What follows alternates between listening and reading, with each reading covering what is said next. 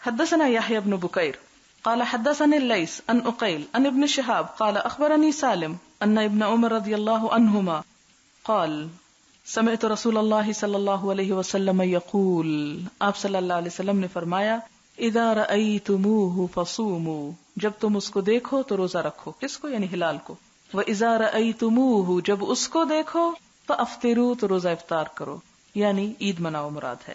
فَإِنْ غُمَّ عَلَيْكُمْ، اور اگر تم پہ بادل چھا جائیں، فَاقْدِرُوا لَهُ، تو کیا کرو؟ اس کا اندازہ کر لو. وقال غیرہ عن الليث حدثني عقیل یونس لہلال رمضان، یعنی رمضان کے ہلال کو پورا کر لو، یعنی 30 روزے رکھ لو. مختصر حدیث ہے جس کا معنی یہ بنتا ہے کہ روزے رکھنے اور کھولنے کے لیے ٹیلی فون کر کے یہ معلوم کرنے کی ضرورت نہیں کہ پاکستان میں یا سعودی عرب میں آج روزہ ہے یا نہیں.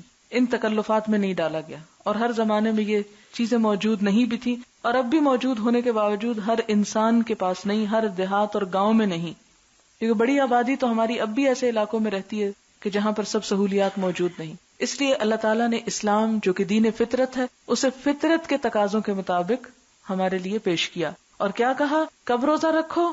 جب چاند دیکھو. کب بند کر دو؟ جب چاند دیکھو. اور اگر چاند نظر نہ آئے تو پریشان نہ ہو. اگر بادل ہو جائے تو احتیاطاً کیا کرو؟ 30 پورے کر لو. یعنی 30 شعبان بھی پورا ہو سکتا ہے اور 30 رمضان بھی پورا ہو سکتا ہے.